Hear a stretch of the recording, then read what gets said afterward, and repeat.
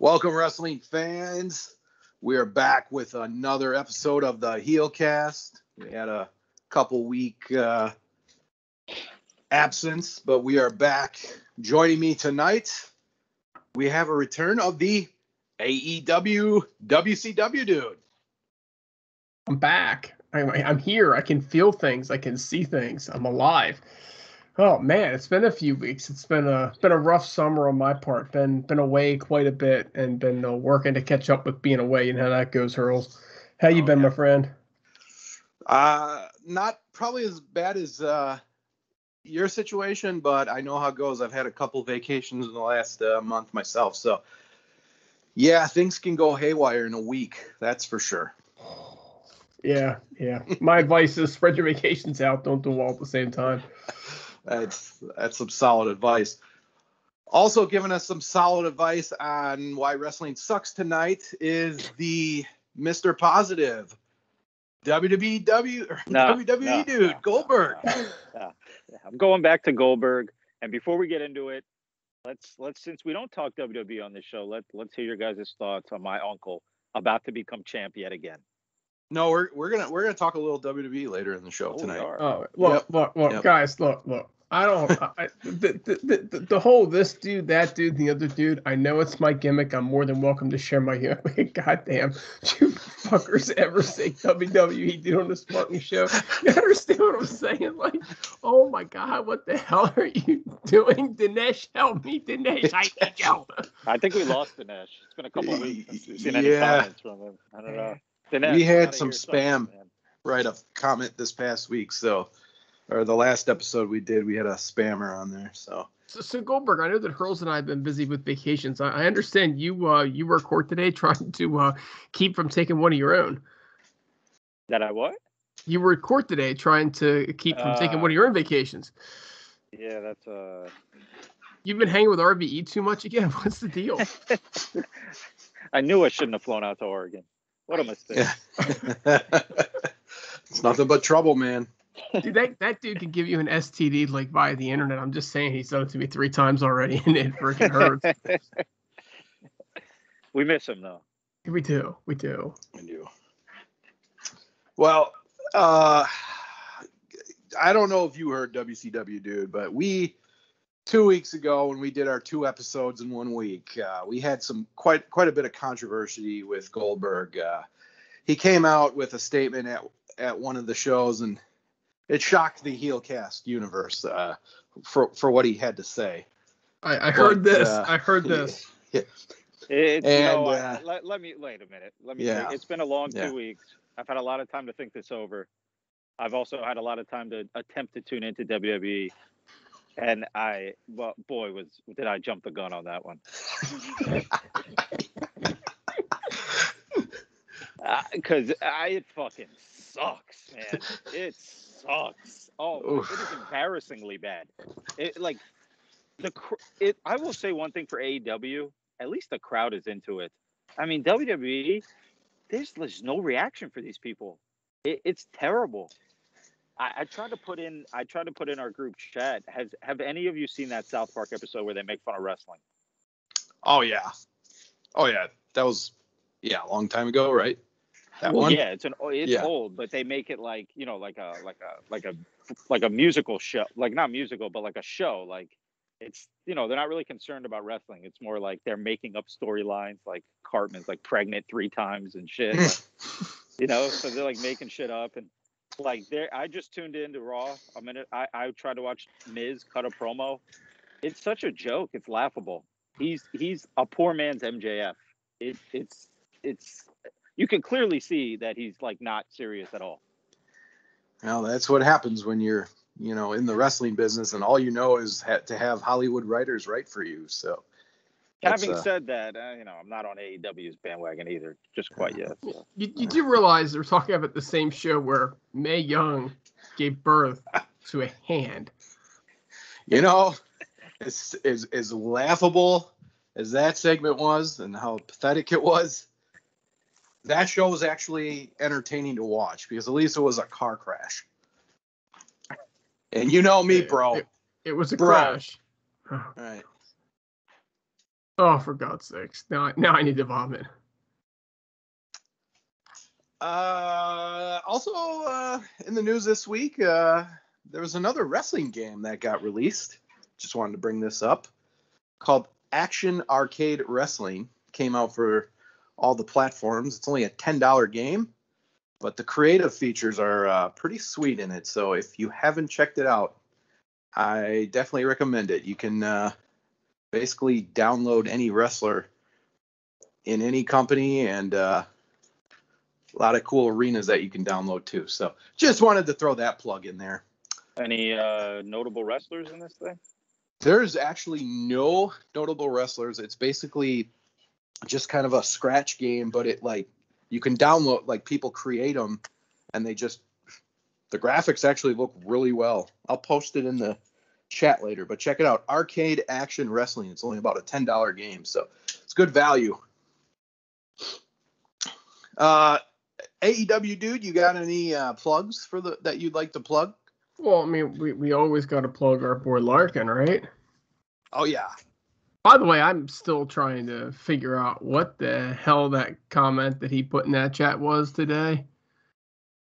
Anybody else got a clue what that was? I think he's trying to mac on the lady, if I had to guess.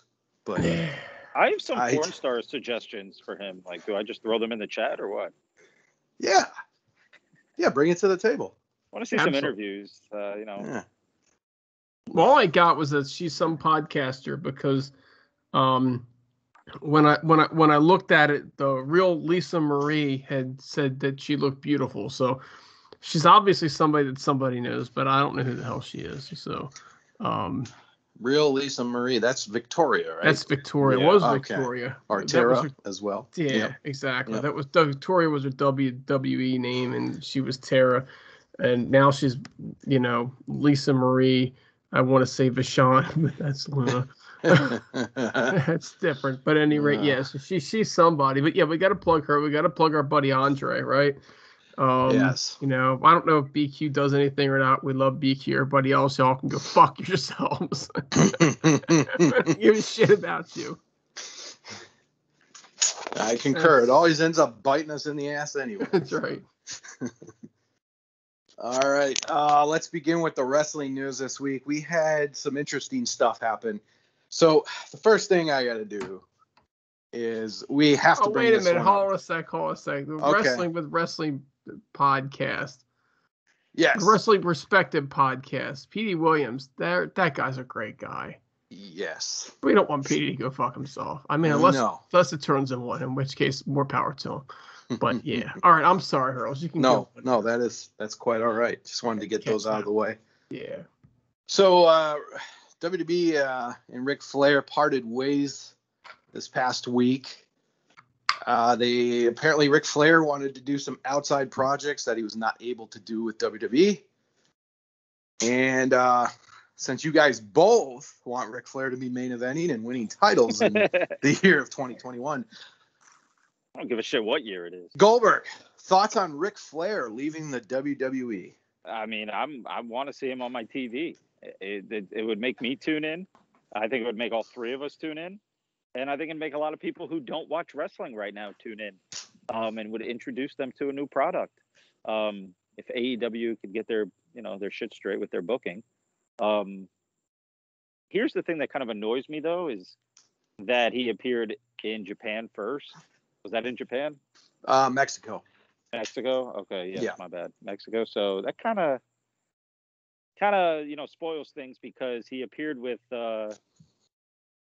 Andrade, and who's banging his daughter. Yeah, but I'm assuming we're going to see that in AEW. So we kind of just got it ruined, and we saw it first in Mexico, and it was, I don't know, it didn't look so great. But Ric Flair is Ric Flair, and I will tune in anytime he's on my television. And whoever's pouring a beer right now, pour me. Yep. All right, I will. I'll take two. As I look up at my inbox and realize the next email that comes in, that will give me 30,000 unread emails. I should probably check email a little more often. Ric Flair, my TV screen. Sorry, not complete without the Nature Boy. Period. End of story. I've been watching wrestling since like 1980. Okay. Ric Flair's been there the whole goddamn time. I don't know why you wouldn't want the fucker to be there now. Yeah. You got Grace running around saying that, Flair's playing with his glory hole or trying to be glory hog or whatever the hell he was saying. It's like, dude, look, Flair belongs on my team. I don't give a shit, right? As far as I'm concerned, we talked about the free agents this year. This is the biggest signing of them all. Nature Boy. I you agree. Get Flair. If Flair is available, Flair's coming, okay? And what's the first thing he's doing? He's beating Sting and winning the world championship. This is the way it works. Wait a minute. All kidding aside, would you want to see him in the ring with Sting? If you have to ask that question, that was directed towards Hurls. Oh. Would I like to see him in the ring? I mean, as long as he doesn't die in the ring, I'm okay. My thing. Who cares? If right. his decision, if he wants to get back in the ring, right? Like I'm so sick of hearing from fans on Twitter like, "Oh man, he's 72. Like, look, like enough. Go into the sunset, man." It's Ric Flair. He's on the Mount Rushmore of wrestling. If he wants to get back in the ring, let him fucking get back in the ring. If he wants the world title, you give him the fucking world title. God damn it. And if he wants to die in the ring, god damn, it's how he's lived his fucking life. He's earned it. It's what he wants. And I don't want to say it's what I want, but I mean, he's got to go sometime. Might as well have him on my TV screen one last time, right? This him dying in the middle of the ring, right, would just be like, you know what? That's how wrestling was. Everything comes to an end. That's how wrestling ends. It ends when Ric Flair dies in the ring. Everybody closes down, shuts up shop. It wouldn't be the same anyway. Look, he comes in night one, he beats Sting to the title. He holds it until Hogan's contract expires at WWE, comes over and beats him for it. Okay? One last time. Hogan beats it. They both die in the rematch. Show closes. Wrestling's done. We'll find something else to talk about. So here's the thing. Like, we're not really joking because there was a report that Ric Flair was wanting one more match. So one? I honestly could see it. It's one. It's not enough. Damn it! I need a run. I need a run. Here's the next question. How do you bring them in? AEW Dude. Where would you put them and how would you bring them in? We just had this discussion, didn't we? Okay. So you want him world title against Sting? Wait a minute. I'll say one thing. If he is not immediately in a program with Sting, then they are fucking clueless. Ooh, what about Tully? TNT. What about Tully and Arn? They should be got after that too. I don't know. These guys are kind of old, aren't they? Yeah, but they got some heat. There's some heat there. They apparently had a falling out. I think he's joking. Ric Flair's 72. Oh, that didn't stop Terry Funk from having a match at 72. You know what, Hurls? It's funny you bring up his name because I was just going to say if there's two guys who should die in the ring, it would be Ric Flair and Terry Funk. You know what? The difference is, and I say this, I don't say this to be funny, but sadly, I don't think anybody would give a shit about Terry Funk. And they should, because Terry Funk's a guy who literally gave everything to wrestling that he could possibly give, and a lot that he probably shouldn't have given. Yeah. And I don't think anybody gives a fuck about Terry Funk. That dude gave me freaking nightmares as a kid. Him and that fucking branding iron. Oh, holy shit. I think it's been too long. Maybe this generation doesn't really respect Terry Funk. Well, his generation was what, 70s in his prime? No, not even. Anything past the 80s, I'll give you 80s. He did wrestle in the WCW in the 90s. But he had a resurgence in ECW though. He got quite over with that crowd in ECW. And then he came to WCW and it didn't really work out as well. But I don't know. I think that was Terry Funk's last big, ECW and big. Wait a minute. Really... What about? We're forgetting about his big, giant WWE fucking performance as Chainsaw Charlie. Okay. Yeah. Yep. Him and Mankind versus, or him and Cactus Jack versus New Age Outlaws. Yeah. God, what a joke. That could be the most underrated wrestler in the history of wrestling. If you think about it, terrible Terry Funk. Yeah. Well, I liked him with Bunkhouse Buck and Colonel Robert Parker, who's apparently still wrestling in MLW. I didn't know that, but I did enjoy that stable. All right, so my thoughts on Ric Flair. You bring the guy in, still one of the best talkers. I think, honestly, I'm always fighting with myself. Who's the GOAT between him and Hogan? I think it's Flair. I really do think it's Flair. I'm giving it to Flair. I think he's the GOAT. You know, you can't because Hogan made it mainstream. And then Hogan made the Monday Night Wars. And he's put more asses in and watching professional wrestling than anybody else by far. And that's not taking anything away from what Flair did and Flair's accomplishments. It's just the GOAT is the guy that accomplished the most, and nobody will ever be able to touch that again because it could only be done once. And that makes Hogan the GOAT. Now, but it's like, then you look at Flair, and Flair's just fucking amazing. I would say, though, past 2003, I think Flair's more popular, though. Like, yes, Hogan laid everything, the groundwork. He made wrestling what it is. At this but point, Flair has become a because legend in pop culture with his ESPN appearances. And But that's like he was never on a cereal box. He was never on Sports Illustrated. He never had that massive following that Hogan had. You know, there'll be a time when you or I may be more popular than those two guys because, you know, they're dead. It doesn't make us the GOAT. So it's just you can't give it to Flair. At the same point in time, it's like I hate having this conversation because the guy like deserves better than to be thought of as two. Like he still won, and to think and to compare him to Hogan is just Hogan did more. It was what it was. Get over it. Let's just love and enjoy Flair for what he is and was, and damn it, put him on my television screen. Give the fucker the world championship. Might happen. It might happen. And I know you two are going to be marking out. And if he does have another match, that thing's got to be on probably All Out. I feel like if they put him in Impact and give the belt to Moose, I feel like he'll win it. I really do. Wow. All right. Next story, Bray Wyatt. Bray Wyatt has been released by WWE. He has been absent. Some of the issues that he was dealing with was Brody Lee's passing. I took it pretty personal, and he hasn't really been back. But I guess he was gearing for a return really quickly, and they released him right as he was about to come back. AEW Dude, thoughts on Bray Wyatt being released? I just hope he pays his taxes because I'm afraid IRS might come after him.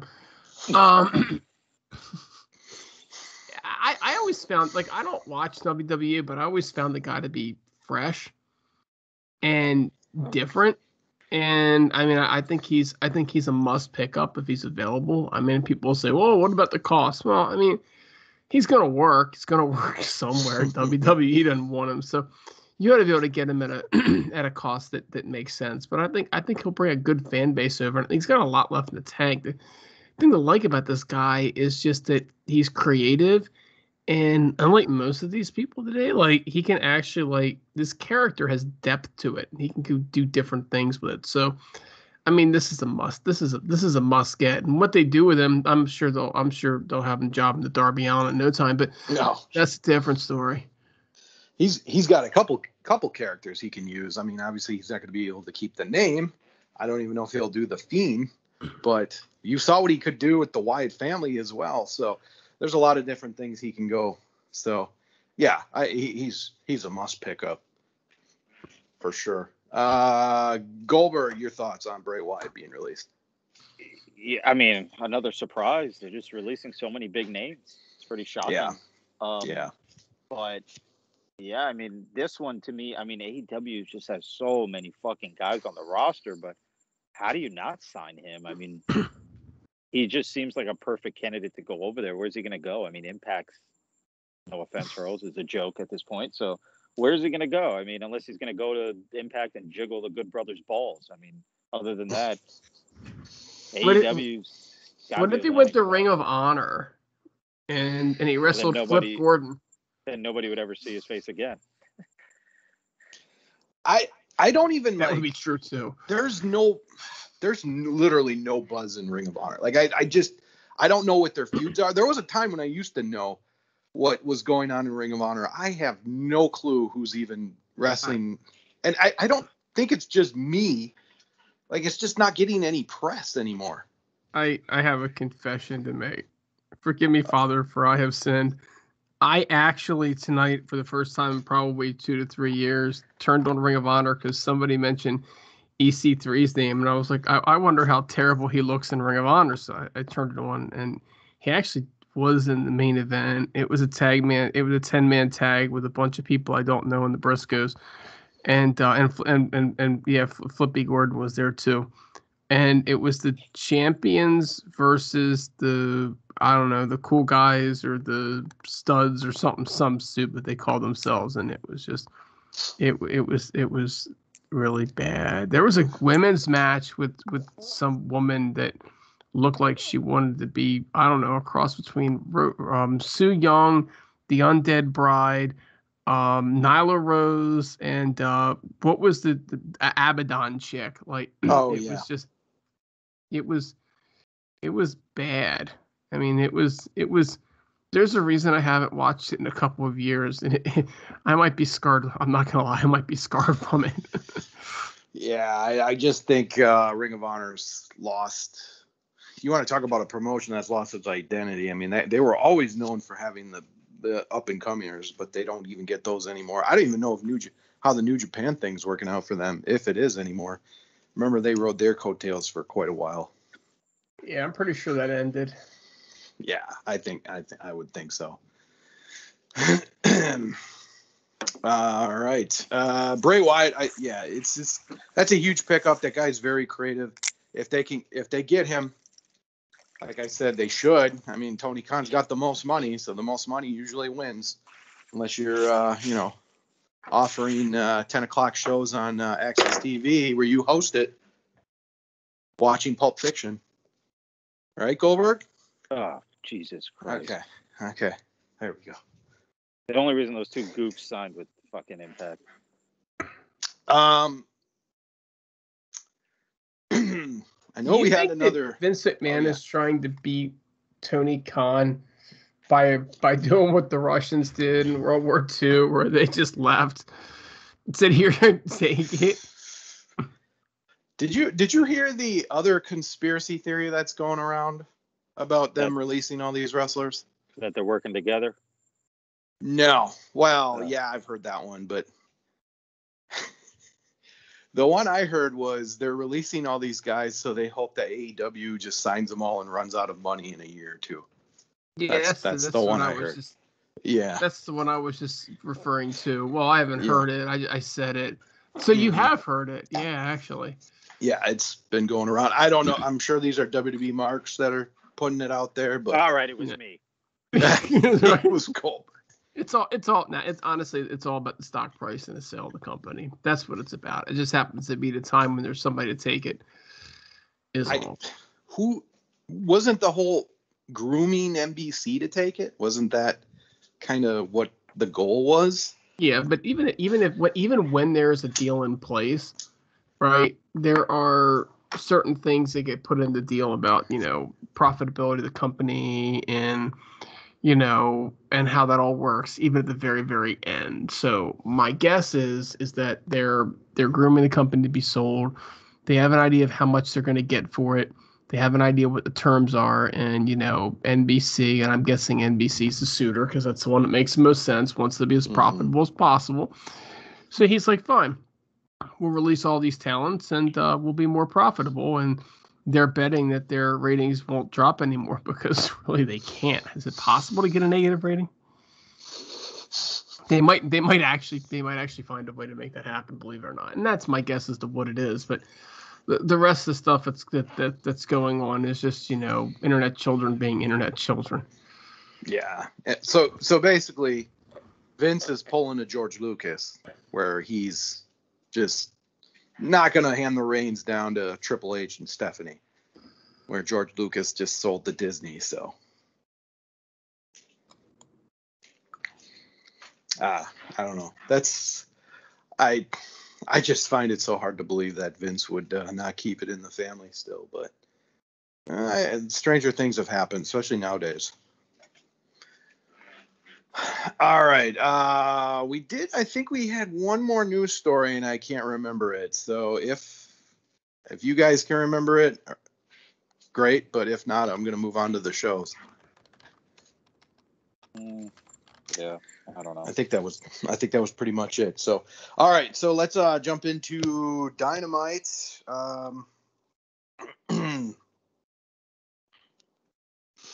We started off the show with Bobby Eaton tribute, and we forgot to talk about Bobby Eaton passing. That's what it was.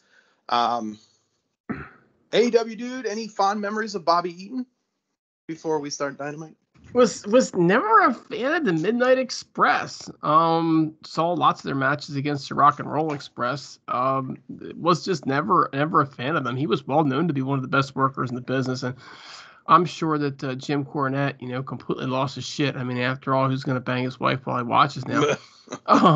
And Bobby was beautiful, so you got to figure that he had that going for him, right? I don't know. Rest in peace, Bobby. I think the part that really gets me about this more than some of the others was that you always kind of thought of Bobby Eaton as a young guy. Like he was always one of the younger wrestlers. It wasn't like, okay, fine, like some of these guys, they were around to begin with for a while, and then you had the tragic ones like the Savages and the Pipers. Just okay, fine, a little bit too much cocaine there, that were tragic. But this is a guy who like he didn't have those issues, and he was kind of younger. So now you feel like you're dating yourself, and I know you like the fat ball flat Hurls, but I don't like dating myself. So,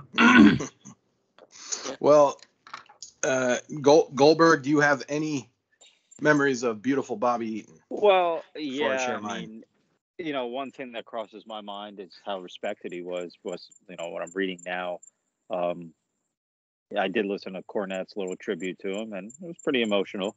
But the fact that Goldberg, my great uncle, wanted Bobby Eaton to be the one to end the streak says enough about the man. That would have been a horrible business move, but I'm glad they didn't listen. Yeah, no, I totally know what you mean. Everybody seemed to really like him. Chris Jericho came out and said he got to work with him a few times. He was a stand-up guy. And I sent you guys that link with the Macho Man facing him on WCW Worldwide, and he wanted to have a solid back-and-forth match. When usually Worldwide was not, that they usually didn't do that on Worldwide. So my only memories of him, I vaguely remember the Blue Bloods.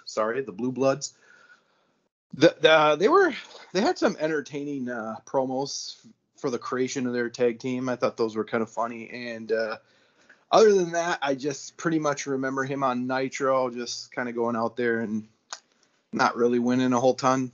But he was a staple on WCW Saturday Night in about 97 for sure. He was on there. Him and Greg the Hammer Valentine often wrestled on Saturday night. So that is mostly my fond memories. I didn't really get to see him in his prime.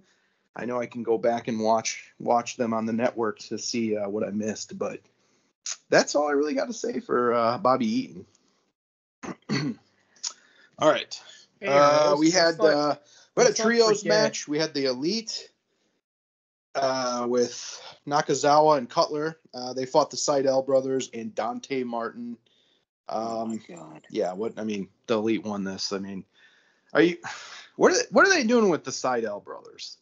I mean, Matt Seidel's been pretty irrelevant ever Add them since he to the started. list of the 45 people that they don't know what to do with. Do you think AEW needs a cruiserweight title? Hell yeah. AEW dude. Oh. What's your thoughts? I mean, because I think they do. Do I think who needs a title? Hello? Do you think AEW needs a cruiserweight title? Can you guys hear me in my back? Yes. We hear you. Okay. You hear us. Okay. Yeah, Yeah. I can hear you. Do I think they need a cruiserweight title? I think they have all freaking cruiserweights. Of course, they need a fucking cruiserweight title. It's the only way to put Darby out on my TV screen. Have make any goddamn sense. Exactly. Yeah. I mean, I don't care what they call it. They just need something because they have a lot of these guys. And like a guy like Matt Sydal, I think the only time I ever really liked him when he was X Division champion. So they need to do something with him. I think he's a little bit better. They should be taking the the TNA route of building stars when they did with that X Division with Samoa Joe, AJ Styles, Christopher Daniels, Kazarian, all those guys. They should be doing that with Jungle Boy, Darby Allin, and half these midget guys, because that's how you make them somebody. Like, you can't just throw these guys against heavyweights and expect us to take them seriously. Yeah, I agree. Do you guys know who was a cruiserweight that nobody took seriously? Oh. The Lionheart. Chris Jericho. But if you look back, that division would kick fucking these AEW midget guys' asses. They were built. They had muscles. Jericho. You're ruining this for Steve me. Malenko. You're ruining this for me, but they were still vanilla midgets next to the real big guys. Well, yeah. Like Hogan and Flair. Just Absolutely. Sting. Your uncle. Or now your great uncle. Every time you talk, he gets to be more and more distant relationship to you. If he loses to Lashley, we're not related anymore.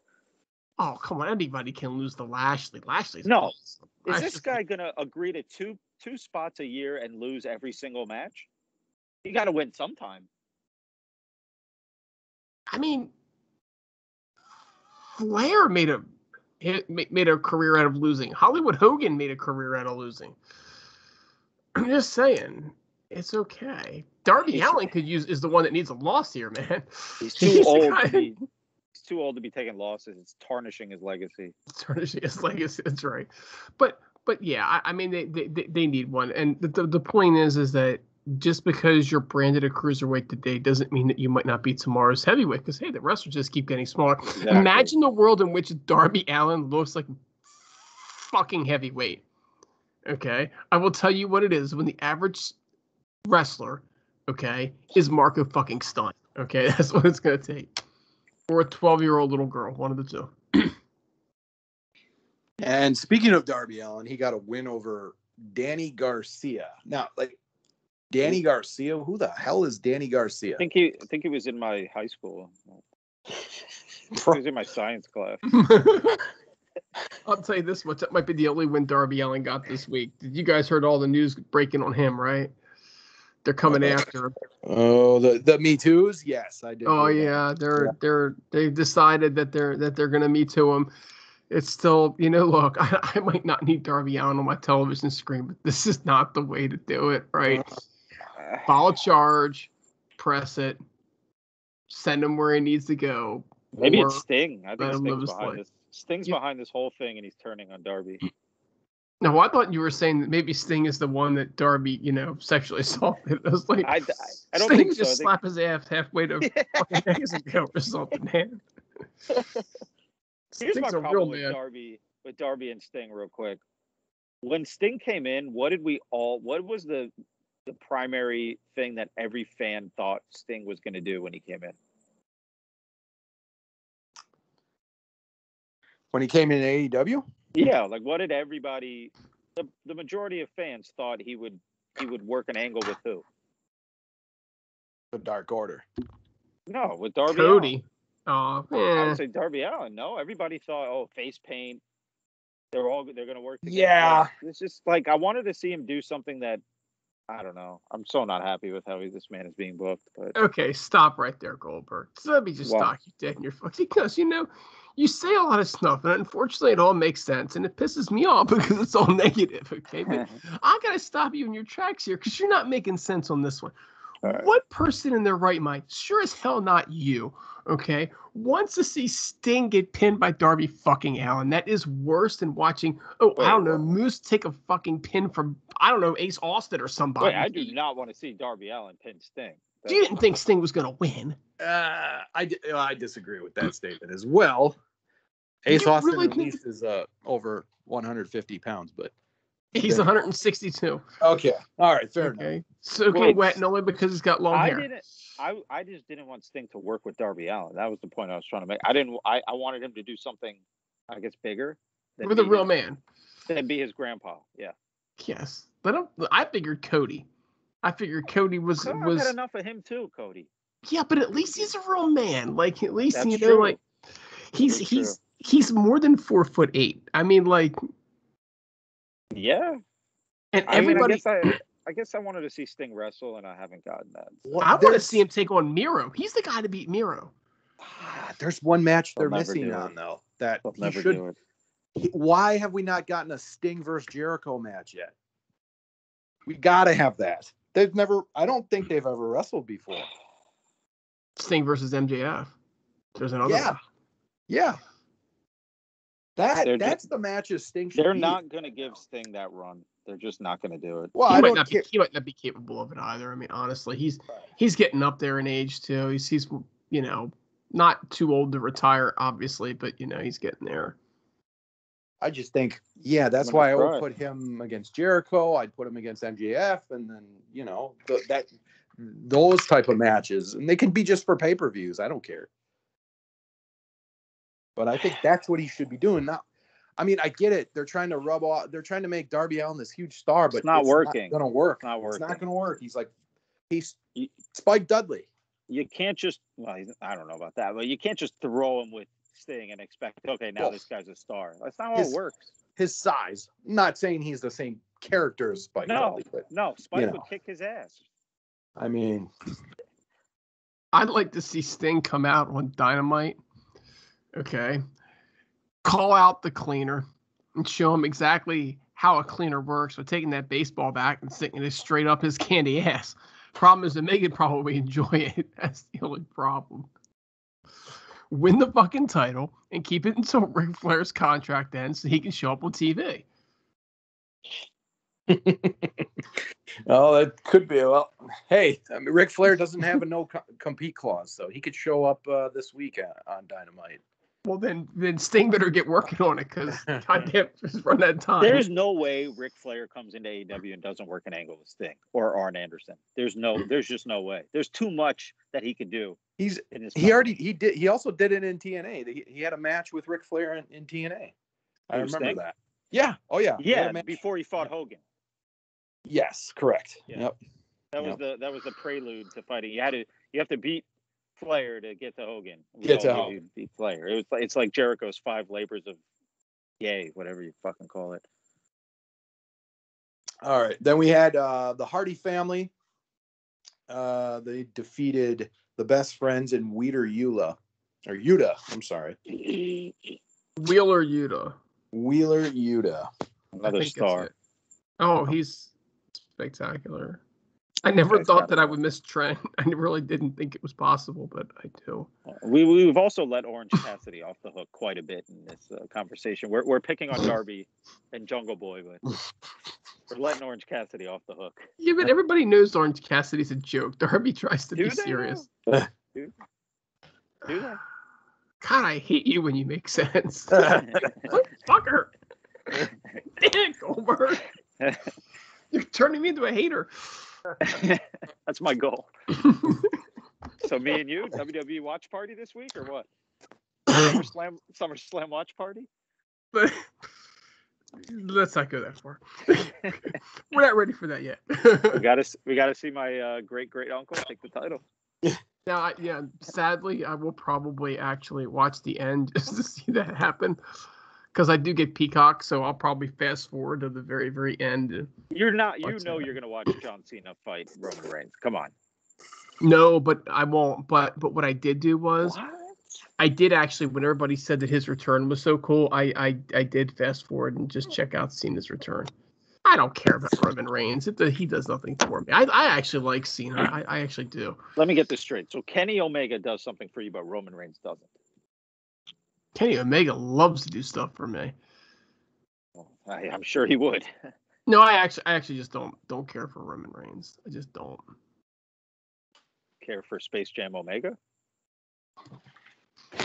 I like everything around Omega. I feel like they could have a different character do it and probably do a better job with it than what Omega does. Absolutely, they could. They picked the wrong guy. Goldberg, the way WWE pushes people though, it's the same shit for the last 15 years. They get a guy who's suck. so I'm green. not defending them. They suck. I know that, but I'm just saying Roman Reigns was shoved down people's throats for a year, and now they finally turn him heel, which is a smart thing to do. But we can't forget that the fact that he was shoved down our throats when he wasn't 100%.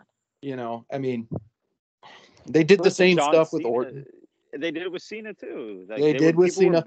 People were booing this guy. Here's the difference though. Like Cena, he actually organically got over when he was a heel on SmackDown before they drafted him to Raw, and then he became the PG version of Cena. But so I can at least tolerate that. But they tried doing the same thing with Roman Reigns, and it was just like the same old crap, you know? Yeah. So I don't disagree. But they don't know how to. Yeah, I agree with you. They pick that one guy and they shove him so far down your throat that you're so sick of him, whether he's clean or dirty. Right. Yeah.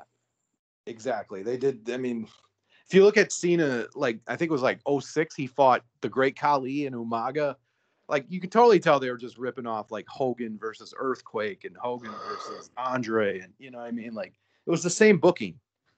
But in real life, if you put Roman Reigns up against Kenny Omega, I'm sorry, the cleaner is going to the cleaners. I mean, yeah. I mean, if they're equally skilled, I mean, I'm not. It's hard to defend Omega when I think that they could have given this to I don't know, Miro, and it would have been freaking absolutely epic. But what I will say is, Goldberg, you said that I would have preferred I would prefer to see somebody else in this role, but I think in terms of, I think that Miro would be absolutely awesome as a dominant champ. Building this before he came, though, weren't they? Oh, I'm just you're asking me who off the top of my head. I think Miro deserves that push. But what I'll say is from a business perspective, that might not be right. Because Omega can go to Japan and draw. Omega can go to Mexico and draw.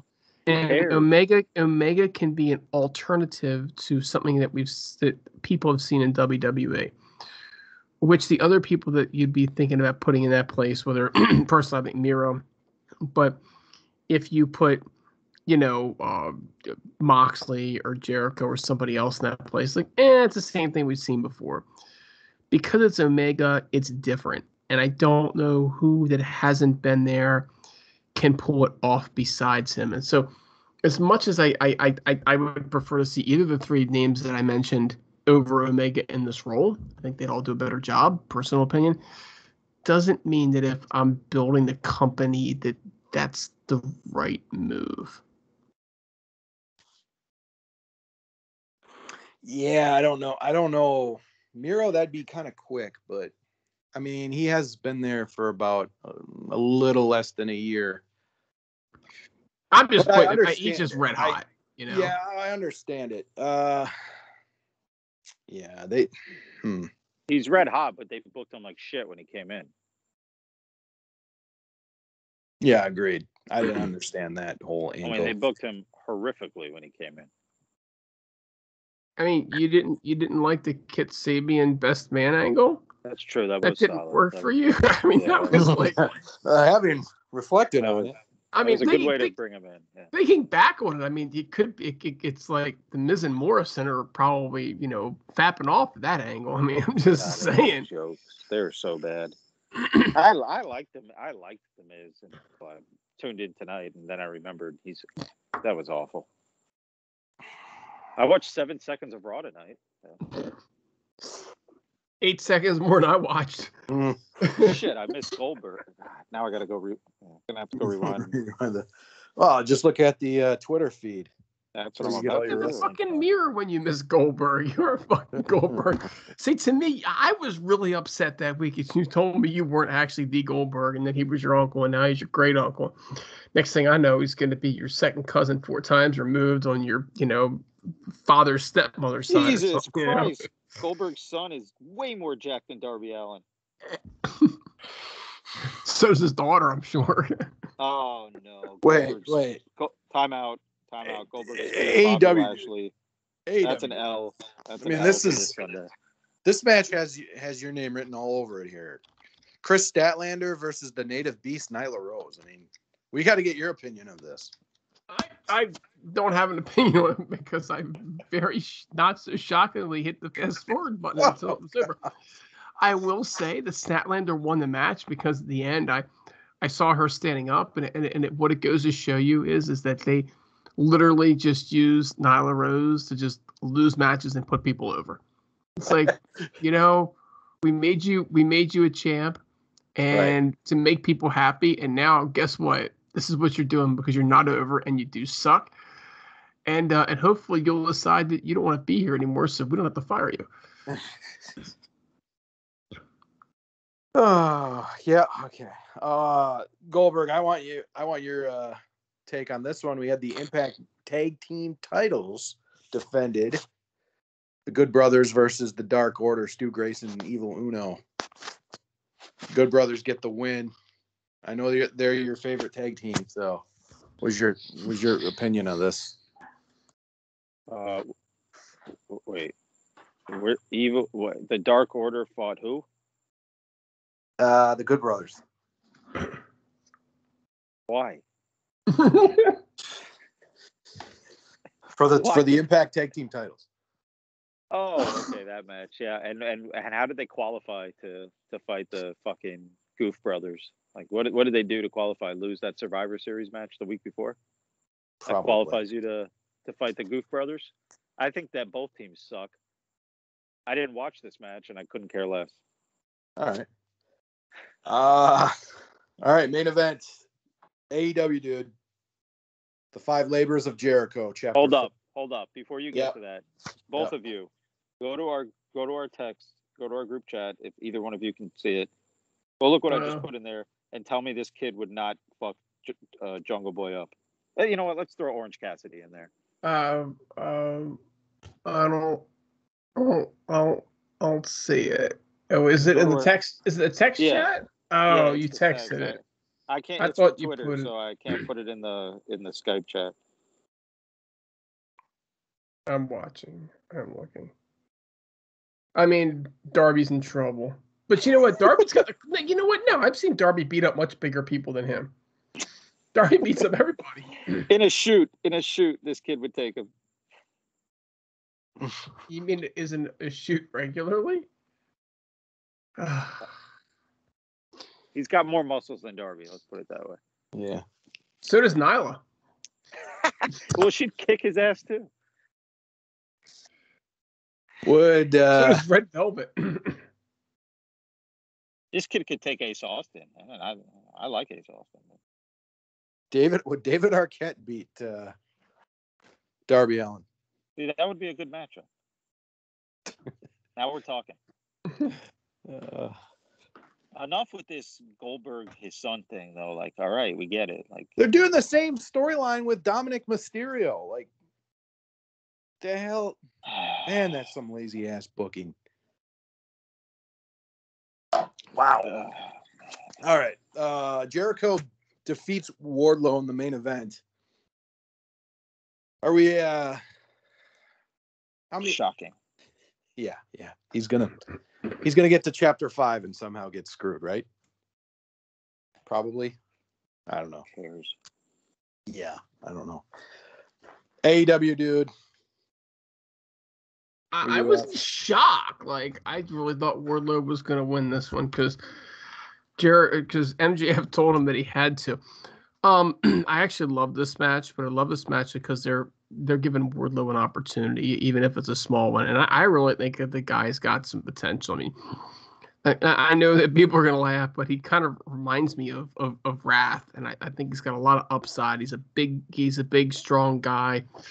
He's got a good look to him. And, if they could just pull him out and start giving him some actual feuds to run with, right? Like real feuds and real storylines to go, I think he can do something. So I liked it. Obviously, it was not a shocker. Yeah. Wardlow's got potential, but he's gonna have to break away from MJF at some point. Hopefully sooner. I don't know if he's world champion material. I mean, maybe down the road, but I don't know about right now or anytime soon. Goldberg, Mr. Positive. Any final thoughts on Dynamite? Anything you liked? Dynamite. So I watched Rampage in its entirety. I guess we'll get to that in a second. But Yeah, I didn't. Yeah, I didn't really. I didn't. I can't watch 2 hours of AEW. Yeah. Okay. All right. But more than 7 seconds, right? At least 8 or 9. We're going to Rampage next. So AEW Dude can get some shut eye. What's the hot take, man? I'm waiting for this hot take. Oh, you want the hot take? All right, I want the hot take. All right. What is your favorite? Don't matter the company, but what is your favorite B show? And what I mean by B show is like a SmackDown, a Thunder, a WCW Saturday Night, any show that is not the main show. What was your favorite B show of all time? Thunder. Thunder? Really? Duh. Oh, I thought Thunder was terrible. Goldberg. Explosion. Really? You like No. Explosion? Oh, okay. No. I couldn't even stand Explosion. Pick your hour. Although I will say Explosion was fun when they had the I believe it was the Jeremy Borash spin zone, or I think that's what it was called. That was actually pretty entertaining. But go ahead. I gotta go with Thunder, but I think you should come up with another hot take. No, I'm going WCW Saturday Night. Much better. Saturday, like at what 5:20 or something. Very strange start time on the mothership. Going Saturday night. No, because it ties in with Rampage. That's why I did this question for this week. So. Well, I mean, if you're going off of just one episode, it's Rampage is a pretty good episode there. But I think Rampage might win. Then. Now next week it loses it. Well. It's either going to be Rampage or Dark Order or Darker or whatever the fuck that shit is called. Dark Elevation. Dark Fapation. Dark Fappy. Thunder started off good too. The first episode of Thunder was really good, and then I would have to pick Thunder because it's probably the only one I've watched of all the B shows. And that's the thing is you watch it on a regular basis because they still had parts and storylines going on from the whole NWO and WCW stuff, and that's what makes it an easy call for me. I was like, dude, really? Yeah. Like, where do you think I'm going with this one, Hurls? I'm the same. I was definitely picking Thunder there. Saturday Night had some of that too before Thunder. I remember a good main event was Kurt Hennig versus Ric Flair on Saturday night. That was when Hennig was in the NWO. Anyway, I don't know. I just like Saturday night because that's where you got to see like all the new. Basically, you saw all the guys that were past their prime and all the wrestlers that were just like starting to break out. So you're saying Flair was past his prime 25 years ago? No. So there's the catch. They would always give you one good main event. But then you would see guys like Greg the Hammer Valentine and Blacktop Bully, the Barry Darsow, was that? Yeah, Barry Darsow. You'd see your beautiful Bobby Eaton. You'd see guys like that on Saturday night. So, but then they'd sometimes give you like a Dean Malenko versus a Steven Regal or something like that. It was actually a pretty good match. So that's why I like Saturday night. I learned to respect the Lord Steven Regal when he came in 5th in 1996's World War III Battle Royal. He was a good hand. He was told to go out there and give Goldberg a good match, and Goldberg didn't know what to do. So, you know that story, right? I do. I just read that today, actually. Okay. All right. Now on to Rampage, since this is the one we really wanted to talk about. Christian versus Kenny Omega. I'm going to start this. I was very happy to see Christian win the championship. I was over the Kenny Omega probably after, not as early as Goldberg was, but after the first couple months, I was pretty much over it once I knew it was going to be kind of the same thing. I think Christian it'll at least be a lot better storyline going forward with him as champion. And then there's some history there. Goldberg, what's your take? I mean, sure, I like the outcome, but logically speaking, the outcome made absolutely no sense. I mean, maybe they did it because it was the first Rampage show, but exactly. Kenny Omega has been built up to be this big time heel. He hasn't lost in, I don't know, do either one of you know how long? Maybe AEW, WCW guy, you're the biggest, of the three of us, biggest fan. He only defended. It's been a while. It's been a while. It's been a long while. He hasn't lost like this year. Right. He's only lost like once overall or something crazy like that. I mean, he had several opportunities to put over young guys. I guess we could say Jungle Boy. He fought Hangman Adam Page. Got the short end of the stick. Jungle Boy was going to win.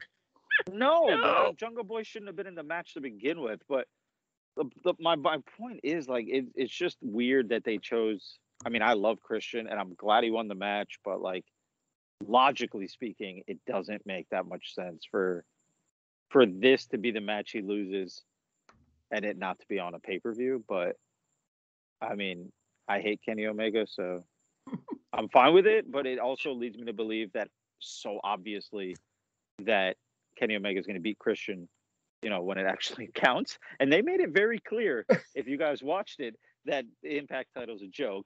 That was real Taz. Title. That was real Taz. Title. No, it wasn't even Taz. It was afterward when Christian was being bathed in champagne by a dinosaur and a 12-year-old that he was happy he won the Impact title, but going for the real title is going to be tough, man. Having to beat him for the AEW title, I don't know if I could beat him 2 times in a row, but I'll take this piece of shit back to Impact tomorrow. Did either one of you see that backstage interview? I remember Taz clearly. You know what's funny about that though is I have yet to see AEW top of 1.4 that TNA had. So just want to throw that out there. TNA was tremendous then. Wait a minute. Yeah. I'm going to steal. Yeah. Since you picked me first, I'm going to steal AEW, WCW guys.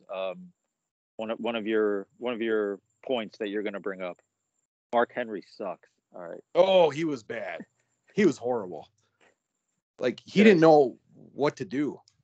Did I steal your thunder?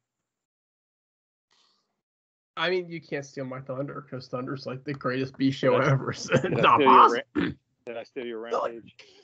Well, you certainly went on a rampage for me. Mark Henry sucks ass. But I would not tell it to him to his face because he would sit on me. He was so bad. He was a waste of space in the booth. In fact, I dubbed him the goof in the booth. To be honest with you, because he was just hideous. Like, you could put any moron in the booth and they would have sounded better than Mark freaking Henry. So let's talk about Omega dropping it to Christian here. I'm trying to find. I always try to find a way to make things make sense, Goldberg, and that's why you piss me off so much because you're like, this shit doesn't make sense, and I'm like, I'm reaching. And I know I'm reaching on this one too, but the Impact marks, they're like, oh, so nobody can beat Kenny Omega, blah, blah, blah. We don't like Kenny Omega. All of a sudden, they don't like Kenny Omega, right? Kenny Omega was great. He was coming to Impact, goddamn it. He was signing because Don Callis was going to send him to AEW and became the Impact champion. They decided they hated him because that's what they do. It's a real thing, folks. It's a real thing. But now they put the belt on Christian, and he's an Impact guy. Now you guys keep pointing to Christian saying it's not a real belt. How about Kenny Omega? Like when he went out there and they announced the match, and he ran a whole freaking promo about an Impact belt sucked, and it was just Impact. But this belt's more important than that belt. Like, Jesus fucking Christ! So So now I'm going to rationalize it by saying that's why they did it. And the immediate response is going to be, well, none of their fans know it happened. That's not true. Hurls knows it happened. And I am sure that Cody and Colby, they caught it on Twitter somewhere. So all 3 Impact fans now know that it happened, but none were watching. Oh, whoa. Don't you ever put me in the same sentence as Colby and Cody and whoever the hell. All right, that was unfair. Yeah. That was unfair. I take that back. You're right. That was unfair. That was low. See what happens when it gets late. I get tired. So I turn to ass. But the point is that their fans don't know. Did they watch Rampage? Did they make it a big deal to say you need to watch Rampage this week? And if they did, they just sent their entire fan base somewhere else. Now, you have 2 wrestlers that don't wrestle for Impact, wrestling for the Impact Championship. You know, one is walking out as champion and then going to be the Impact guy because there aren't any. And that's not entirely true. They did have Brian Hebner reffing it. It was like, oh, Jesus Christ, they brought Brian Hebner in. Brian, I hate Impact. I hate Anthem Hebner, is now on AEW television wearing an Impact uniform. Jesus fucking Christ. Does it get any stranger than this shit? It makes 0 sense storyline wise. It makes 0 sense for the company to do this. The only thing that they got out of this was the fact that people on Rampage got to see their belt. They didn't push a single wrestler because there wasn't one there to push. I don't know. I don't know. Well, I just want to piggyback off of what you're saying, and this is kind of going towards Goldberg when he says Kenny Omega hasn't done anything for Impact, which is not true. He definitely did give them one of their highest buy rates a couple times, and I know we've already discussed this, and you can rebuttal if you want, but I just want to say that there has been at least some positivity out of that. Maybe not coming from a storyline perspective, but definitely coming from a business perspective. So maybe keeping the champion if it's doing that well for you. I mean, Christian's not a draw.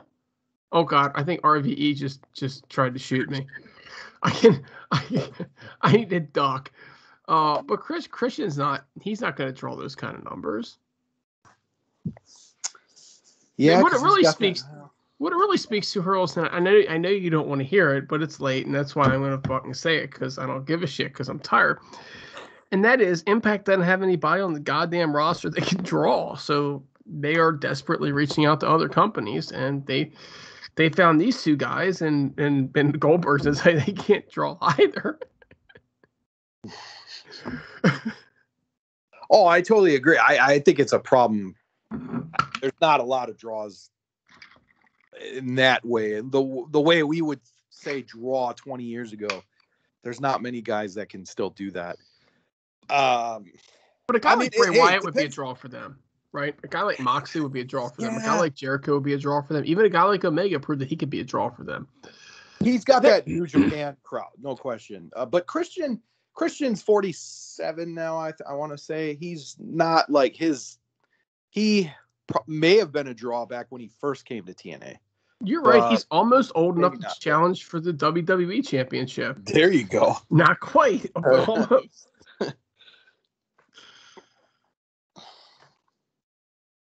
But Goldberg, you've been quiet for too long here. You got to say something here. My bad. I was reading something about Kenny Omega here, and it threw me off. So I wasn't listening to what the topic we were on. But I'm a little surprised at what I'm reading. But I'll share it as soon as I'm done. Okay. But anyways, all right. We'll just skip you then, because I don't know. I don't really have. I don't know what impacts, like, what they're thinking on this. It's just maybe, hey, let's just get as many eyes on our title, even if they just name drop us. We don't care if they shit on us. Like, Scott D'Amore doesn't care. Like, he realizes, Dixie Carter made a lot of mistakes. I think they they say that every week, you know. So I don't know. Maybe they just want to remind people they're still in business. We're still here. We're here. We're a thing. We're here. Look at me. Right. It could. Sadly, ROH can't even do that. Right. Right. And they're still better than the NWA. Yeah, Billy Corgan. Oh my God. Is Tyrus their champion now? Oh my goodness. Oh and you know what? Impact's aligned with them now. So in some way, shape, or form. So so is AEW. So I don't know. It is a little confusing in normal booking sense when you have two guys that aren't on the roster going for your title. But then again, it's like, I don't know. It's still kind of cool. Something you don't really ever see. I don't think we saw this in the 90s ever. Could you imagine Vince doing that? No. Here's my championship. Go let your guys wrestle for it. So stupid. I want to ask Hurls a question. You've watched AEW now. You've watched how many full shows over the past couple of weeks? You've watched a couple. I watched Rampage. I watched Dynamite. See, I went on vacation, so that's kind of unfair. But I've watched the one about a couple weeks ago, and then I watched this past week's one. So having watched that, yeah, because I have an opinion on this, do you still prefer Impact to AEW? Yeah, I do. Why? Because I know, like, everybody on the roster. See, this is where it helps to have it helps to have a smaller roster because he's been watching it for so long and he can't change. But it's not TNA anymore. It's Impact, and to me, this bullshit with bringing in guys from other companies and having two people fight for your belt who aren't even on your roster or on your payroll, it's just fucking stupid. It's just so stupid. And you're not featuring, and maybe they will feature, maybe they're getting to that with, you know, I don't want to drop any what do I care? Maybe they'll get to that with Ace Austin, but they haven't gotten to it to this point, and they're not featuring any homegrown talent. And they're letting these guys come in from other companies. It's just garbage. I can't enjoy it. And Moose, if he doesn't retire, I'm gonna buy a ticket to the next show, and I'm gonna make sure that he knows that I think he should retire. Hey, Goldberg, me and him need to have a heart to heart. What are you doing? Why didn't you sign with WWE? What made you re-sign with this company? And who made you? How much did they pay you to agree to 4 losses in a row? See, and I'm just gonna be like, here's the thing. I'm taking 50% of the cut. I'm gonna be your agent, but you're actually gonna win a match. So Goldberg, I got a question for you. Let's go back to Kenny Olivier. Okay. Impact champion. Okay. No. You're gonna explain this one to me. He comes in and he wins the championship against their world champion, right? So it's a champion versus champion. Belt for belt. Well, I mean, it was Rich Swann, but, you know, it was Rich Swann. So he beat your top guy because that's your world champion, right? He's not my top guy, but yeah. Well, he becomes your world champion, right? Yeah. And then you're like, well, you know what? This can be cool because he's going to draw for me, and he's got to lose the belt sometime. So one of my guys is going to get to pick up a win over the top dog in the other company. And then it doesn't happen. And then he loses to another one of their stars. So what's going to happen here is Christian, right, is going to lose to Jungle Bitch. Okay. Jungle Bitch is going to wind up losing to, like Marco Stunt, who will wind up losing to, like, Riho or somebody. And then the next thing you know, Riho will come in and probably wind up pinning Moose, to be honest with you, before ultimately losing the belt to Jordan Disgrace, or maybe Tessa Blanchard comes back and wins it. What the fuck? It doesn't make sense. None of it makes any sense. For Impact, none of it makes any logical sense. And there's no reason. Like, I've seen people, like, what has Impact gotten out of this? What do they get from this? They're desperate for relevance, my friend. It's a desperation for relevance. They're worse than Corgan. It reeks of desperation, and it's embarrassing. And I love Scott D'Amore. I liked him. Team Kent. I think he's done a shit job. And I think Don Callis has done an absolute shit job, and he's not in charge anymore. But Scott D'Amore has done nothing to improve anyone on this roster except a guy who's not on the roster, Kenny Omega. Other than Kenny Omega, over the past 6 months, nobody else has gotten a push. Are we impressed that Sami Callihan got a title shot and lost? Did that do anything to boost Sami Callihan? No. Yeah, but I don't know what do you do though? Like they're not going to outbid anybody for free agents though. Like okay, but you got to put over your own guys then if you're not going to outbid anyone for free agents. Moose should have beat Omega for the title. You know what? Actually, let me take a step back. Forget beating Omega for the title. He should have beat Rich Swann. He should have beat Chris Sabin. He should have beat all these guys. You got to put over your own talent. Totally agree. They haven't put anyone over. Their philosophy on booking. Yeah, Josh Alexander. He's been put over quite a bit. On, the nobody North knows. was. Nobody Moose knows has been putting everybody over. I don't know what planet you're living on. Yeah, he's putting over Chris Sabin. That's really helpful to long-term booking. It makes no sense. I love Chris Sabin as much as the next guy, but it makes no fucking sense.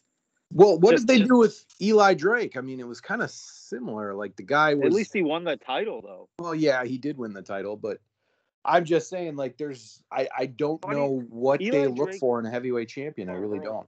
They look for somebody with boobs. And whose fault was that, by the way? Was that Callis or was that D'Amore? I'd like to know. They're both idiots.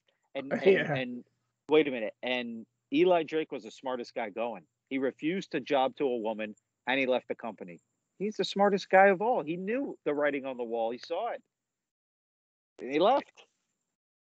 Well, he didn't go to a much brighter position, but he still saw the writing on the wall. Well, he went to NWA first, then he went to WWE. So, well, good for him for refusing to fight a woman. Well, yeah, I agree. Well, they're woke, man. They're woke. Gotta get woke. But man, Scott D'Amore, I had such high hopes, and he's just booked, just awful. Dude, anybody who was in the Attitude Era as far as like in charge, it's the complete opposite now. They're trying to do things way totally different. It's a new generation. I don't understand that, but yeah, I agree. I didn't think Scott D'Amore would book a woman to win the world title, but here we are. He should have sooner given Petey the title. You know what? He could have given it to Nyla Rose and nobody would have complained. It's true. He crosses everything, right? I mean, checks all the boxes. I'm just saying. But like and this goes back to our conversation of men versus not men.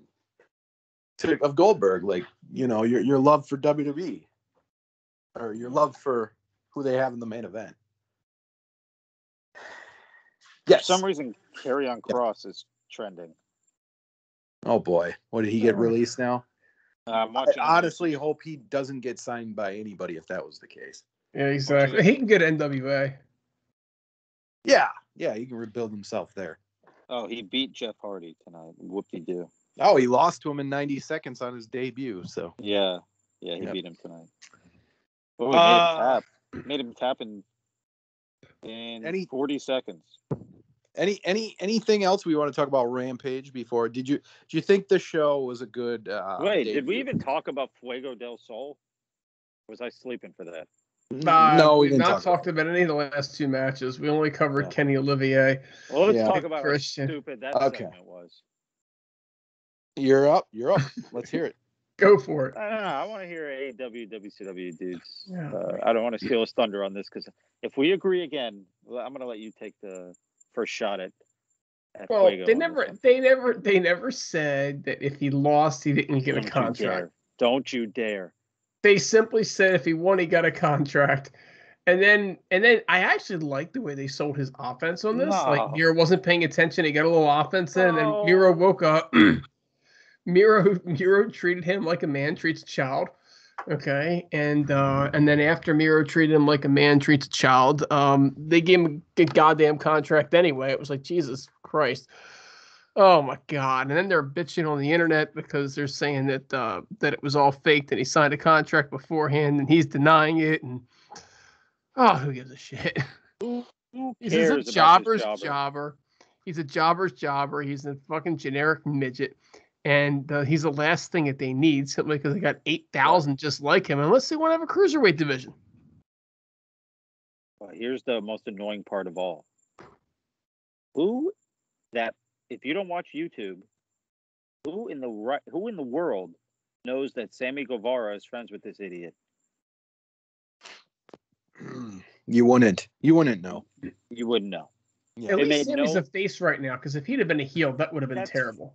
That's fair, but he was friends with him, when he was a heel. But that's fair. But still, it made no sense. Nobody knows why these two have any kind of friendship. Like, you threw it on us on. It just shows that they cater to their own audience who watches all their garbage YouTube shit.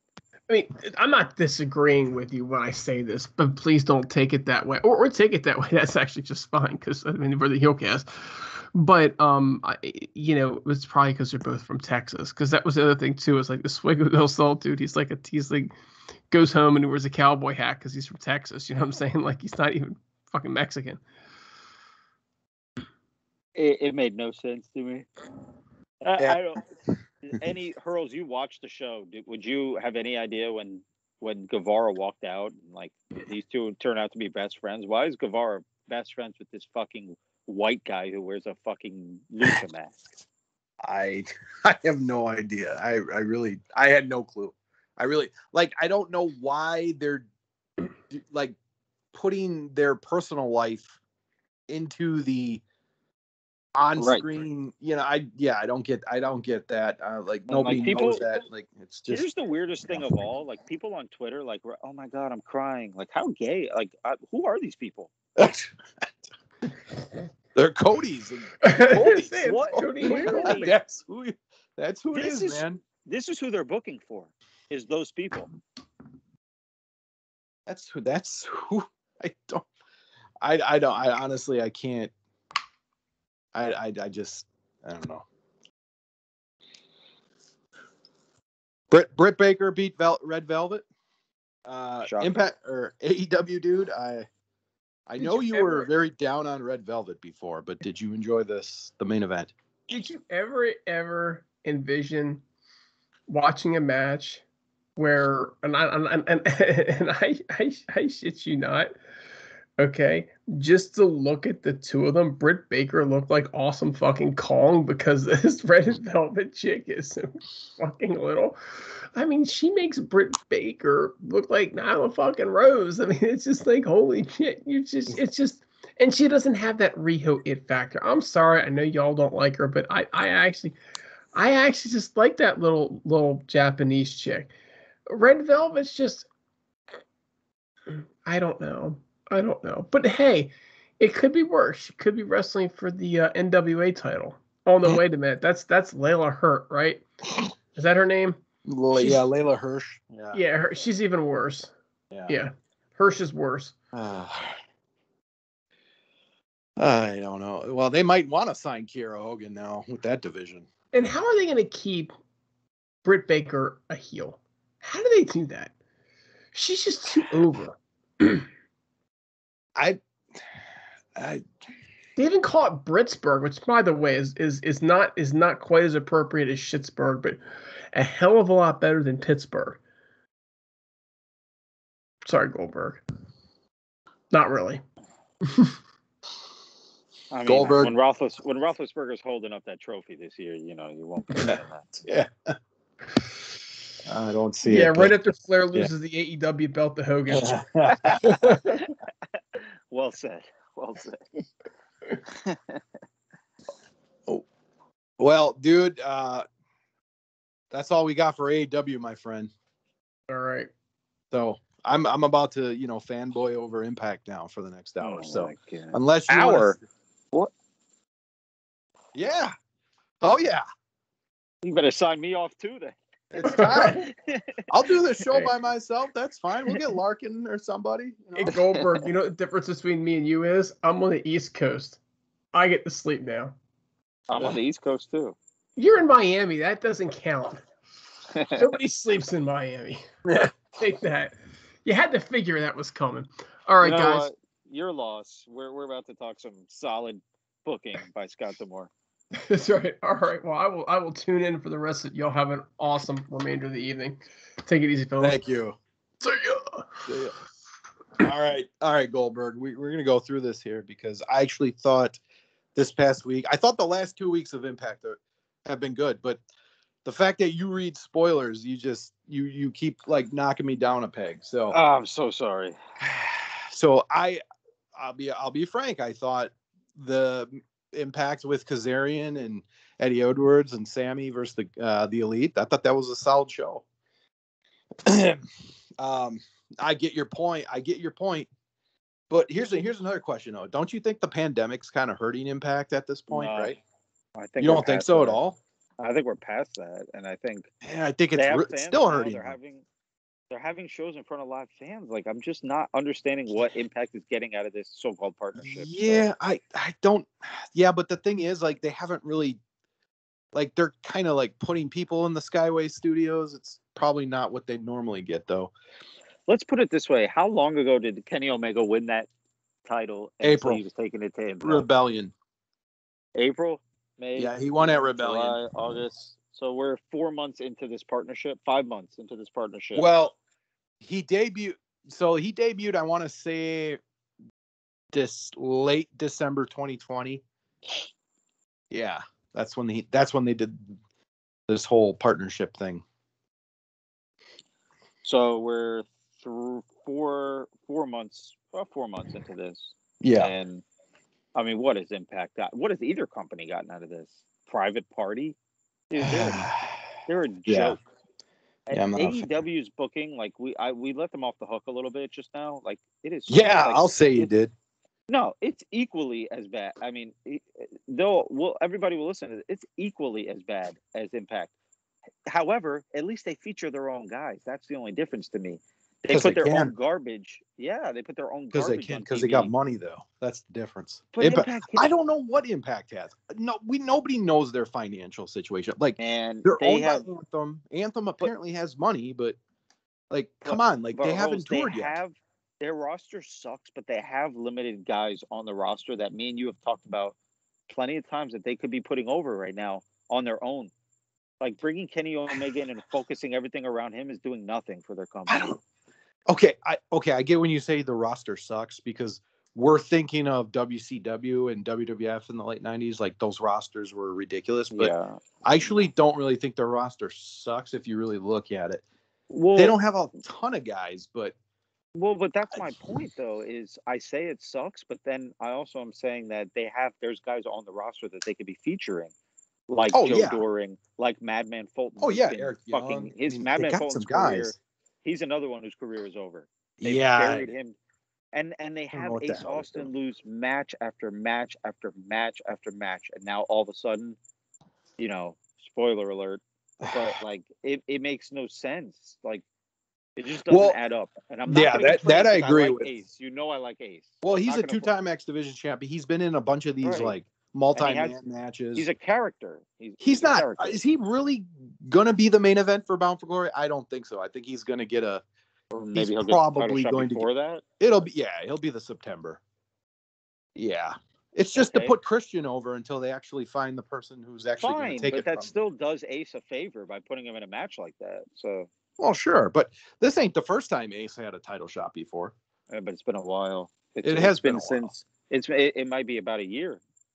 Yeah, I don't think Ace is winning. I think Ace is actually guy's an athlete.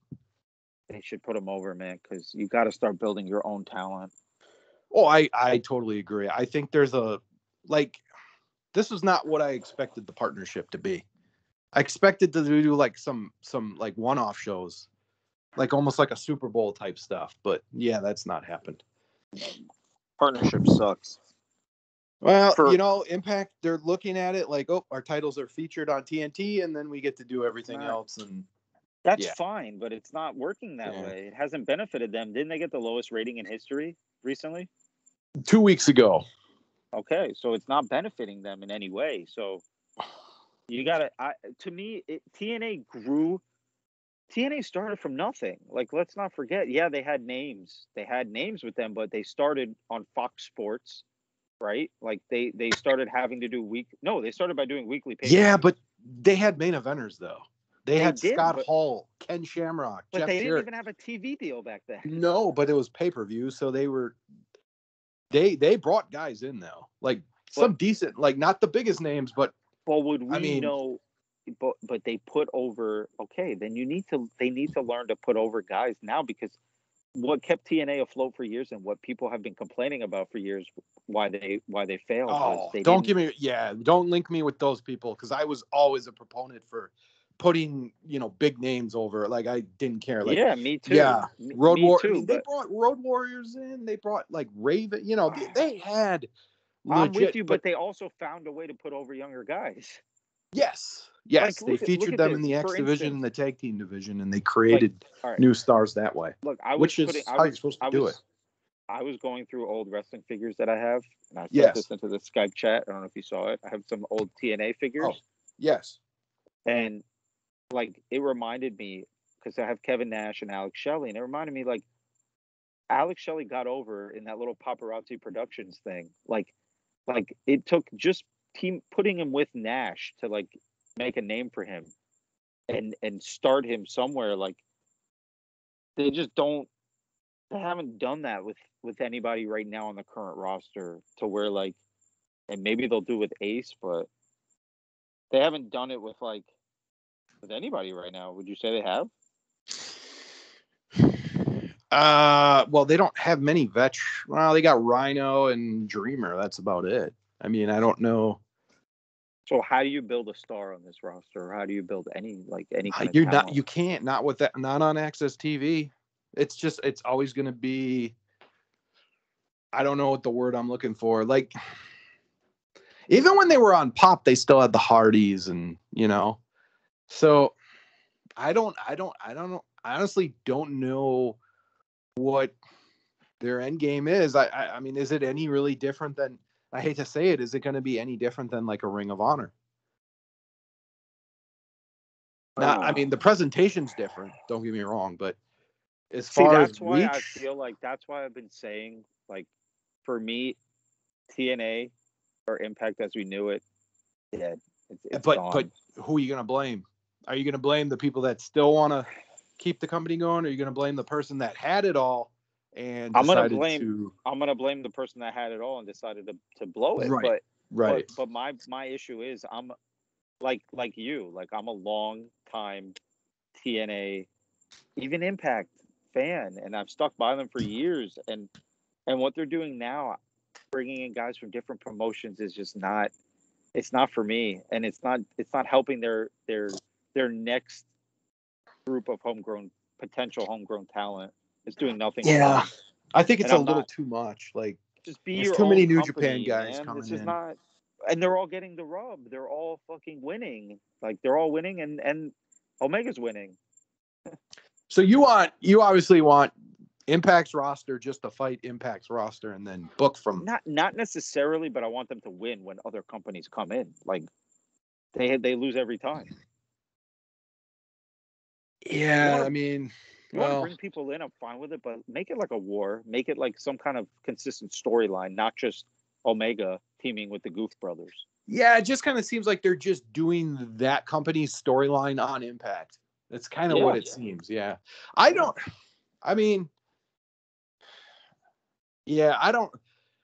think the New Japan one makes more sense than the AEW one does from a booking standpoint, because it seems like more level, whereas in AEW, like you said, they're just shitting on the title. So I don't know.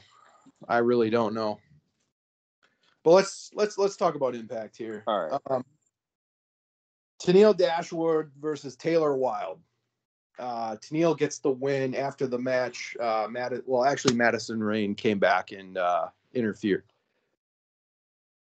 I don't have a problem with this. Did you? No, absolutely not. I like Madison Rayne, so Sure. I think her and Tenille would actually make a good tag team, and maybe that's where they're going with it. But I'm a huge fan of Taylor Wilde too. So then we had Daivari against Josh Alexander. Now another two solid wrestlers. You know, Daivari. Funny thing about Daivari, apparently he's working in WWE as a producer. So I'm wondering how the hell is he wrestling in Impact still? Because he got signed in June. Like these tapings were definitely after June, so maybe WWE allowed him to wrestle for Impact still. I don't know, but Alexander gets the win here. Looks like Kiera Hogan was written off. I got no problem with that. Finjuice defeated Chris Bay and Jay White via DQ. They're feuding apparently in New Japan. So like I said, that gives credence to, what they're doing over there. What do you think of Melina? Melina and Deonna Purrazzo. Yeah, I mean, I'm always for. And this is what I'm saying. You got guys like Danny Garcia versus Darby Allin. And then you have actually Impact where actually they have some people you actually like, yeah, hey, I don't mind watching them. You know what I mean? Yeah, like Melina's one of them, I guess, but because she has a history. But with Batista, yeah. I mean, she was hot. I like the way she enters the ring. Right. Yeah, that entrance. Oh boy. I also think she adds to this women's division, so I'm not against that. She should just sign with Impact and ditch the NWA. But anyway, Matt Cardona fought. I believe this guy just signed with Impact, John Skyler. John Skyler got the win by a surprise when Sharon Rohit came to the ring. So it looks like Cardona is going to be feuding with Rohit. I actually think that's a good feud for Rohit to be elevated. But he probably won't win that one. Just being honest. I don't see that. All right. Battle Royal, main event. Let's talk about it. Brian Myers got the win. I enjoyed it. I think him and Christian are going to have I think that's a good opponent for Christian. They've wrestled before in WWE.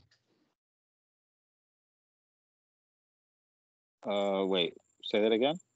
Brian Myers with the Battle Royal win. Number one contenders Battle Royal.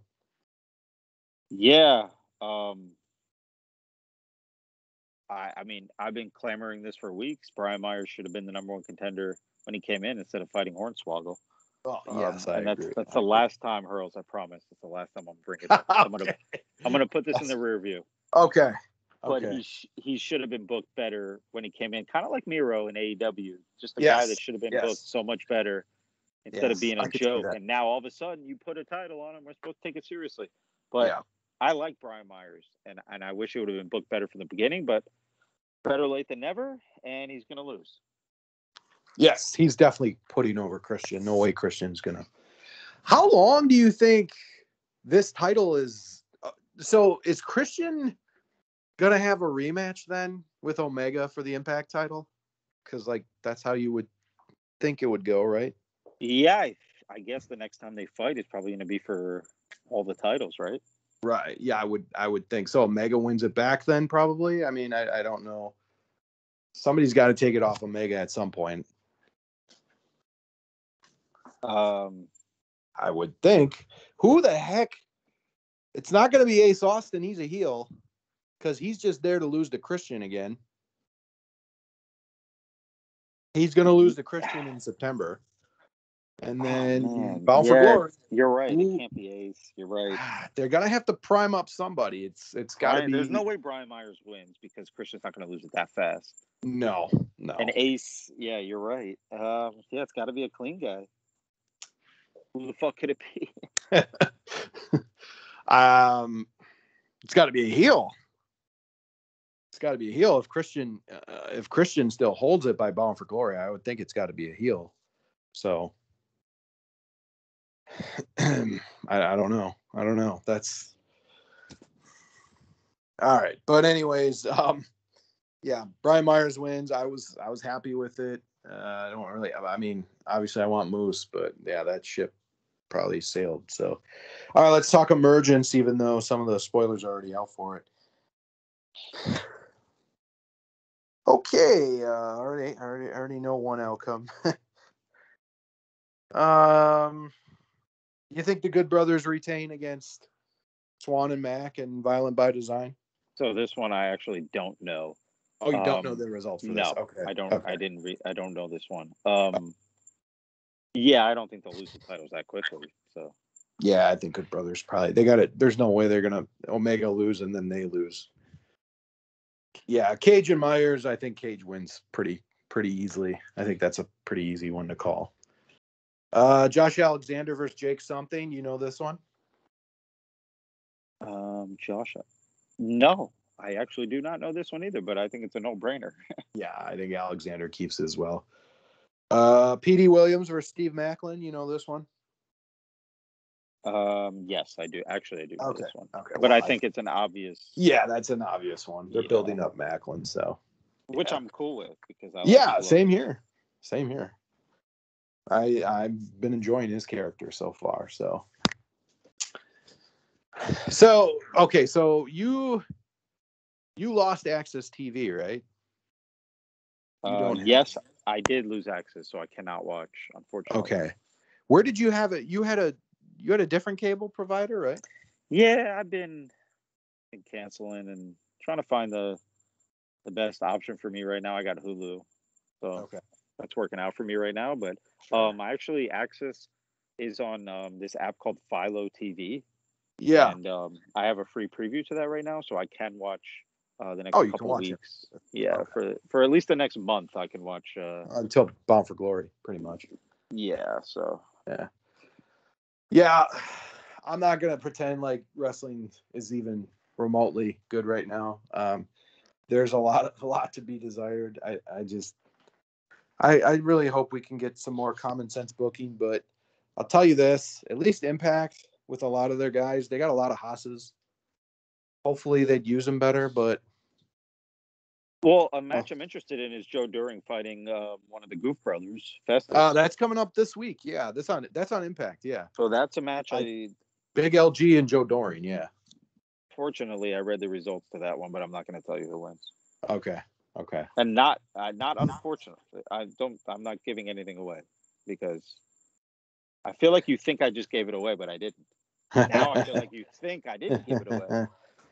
Well, I'm still wondering what RVE said that you there was one spoiler in this batch of tapings that apparently you would have liked. So I don't know what. Yeah, he said that right after Slammiversary. So I don't know what he was talking about. So only RVE knows.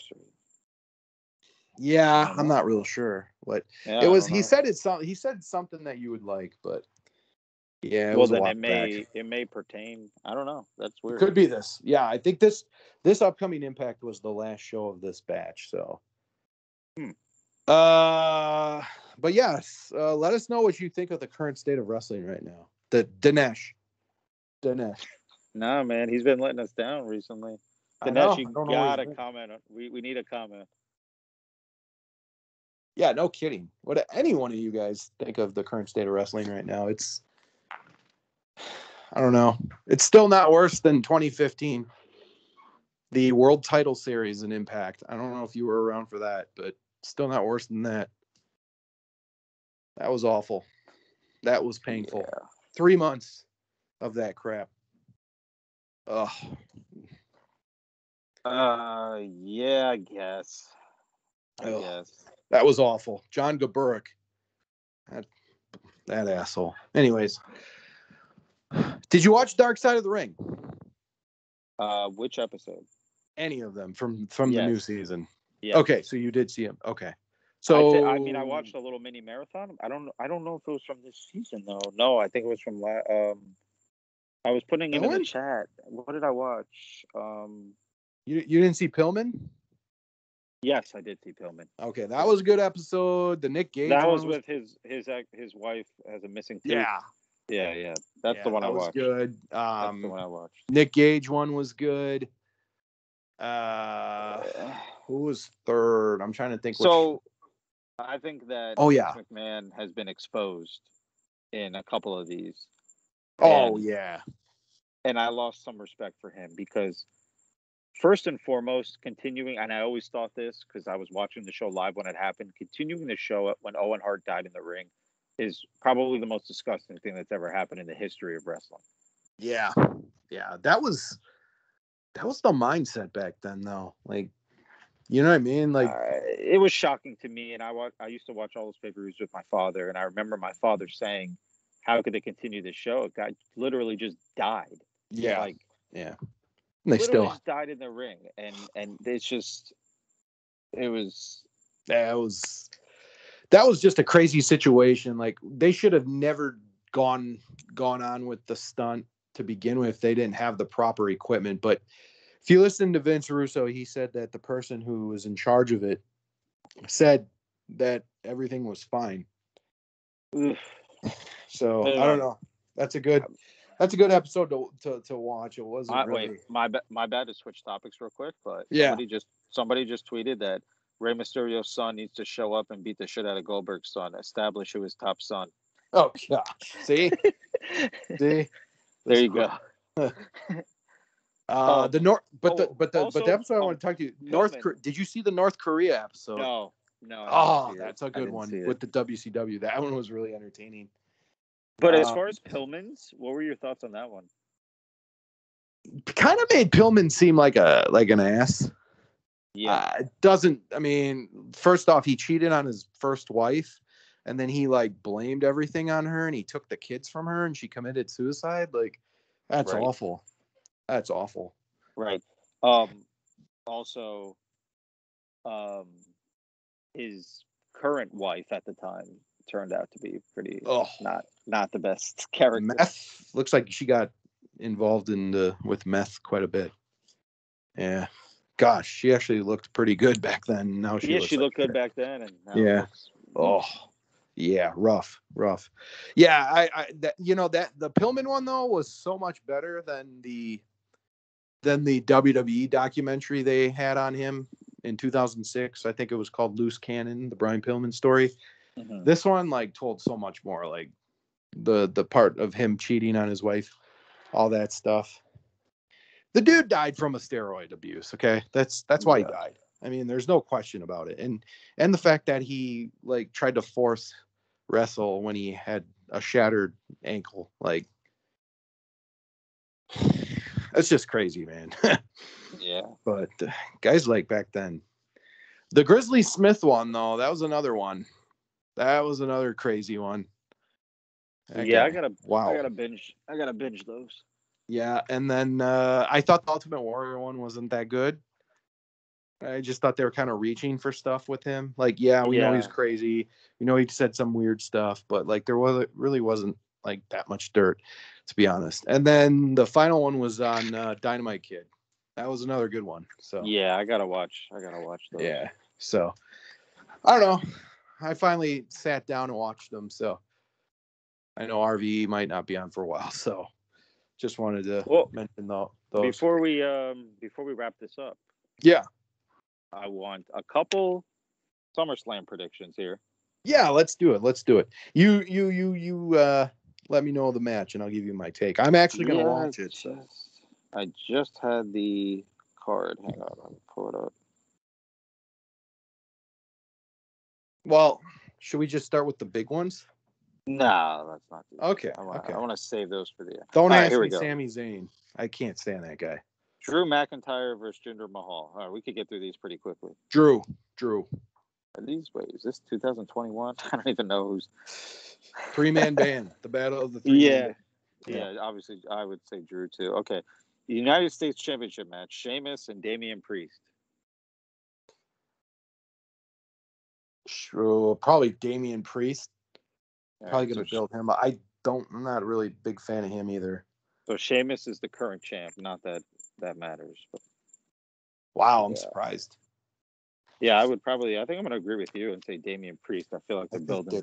They like him. But, yeah. Edge versus Seth Rollins.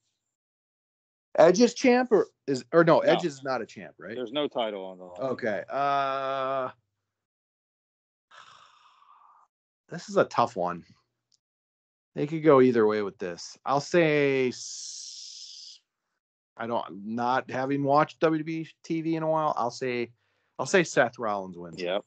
I'll agree with you. So Yep. we're 3 for 3. All right. SmackDown Tag Team Championship match. Jimmy and Jey Uso versus the Mysterios. And the Usos are champs. I'll go Mysterios. All right. I'm going to say the Usos. Okay. So we'll disagree on that one. Okay. And I think they just won the titles recently. So that well, yeah, probably the Usos. Yeah. All right. The Women's Championship Triple Threat match, the Raw title. Nikki ASH. Have you seen this girl? Hurricane, female version of the Hurricane. Oh my God. Have you seen the crowd reaction to her? No. She is getting booed. She is clean and getting booed every time she comes that out. means awful. And WWE probably thinks it's great.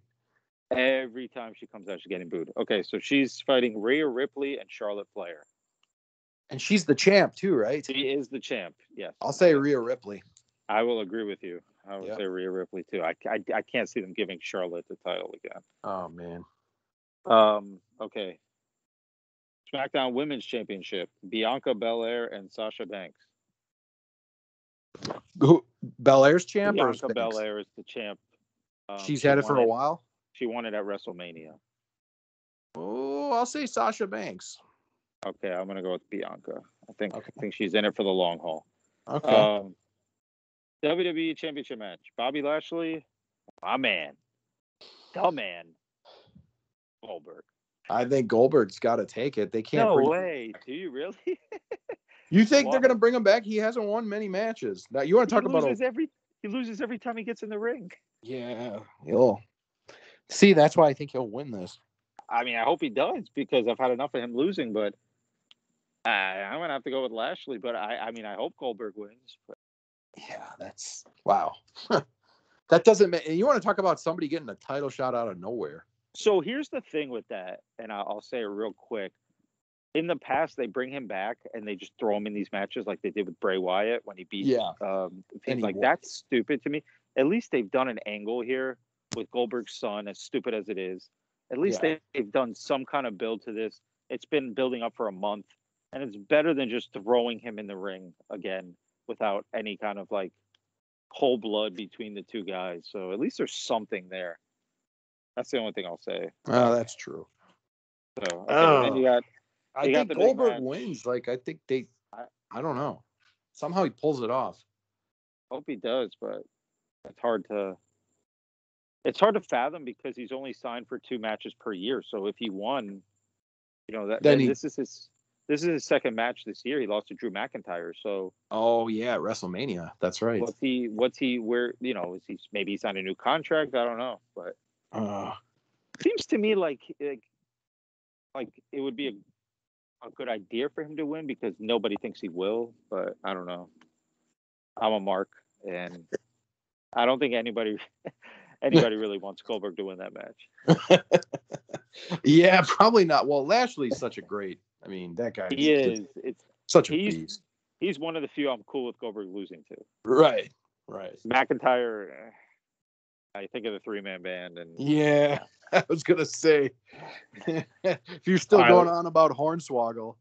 Yeah. No, I'll never forget it. And same with Jinder Mahal. Yeah, all right, that so guy. Let's get to the big match. Okay. Roman Reigns versus John Cena. Probably the biggest match in WWE in how long? This is pretty big. I would say. I mean, I don't even know. Did they even have like a big one at this past WrestleMania? I don't think they did. That's a good question. I don't think Goldberg McIntyre was that big. No, that wasn't the main event. No. Yeah. Let's see what was. Wasn't it Lashley and? It was Reigns. Daniel Bryan. Oh, okay. It Another was... guy's not there anymore. Fuck, wait. Oh, night 2. Roman Reigns fought Edge and beat Edge. Oh, and Daniel Bryan in a triple threat match.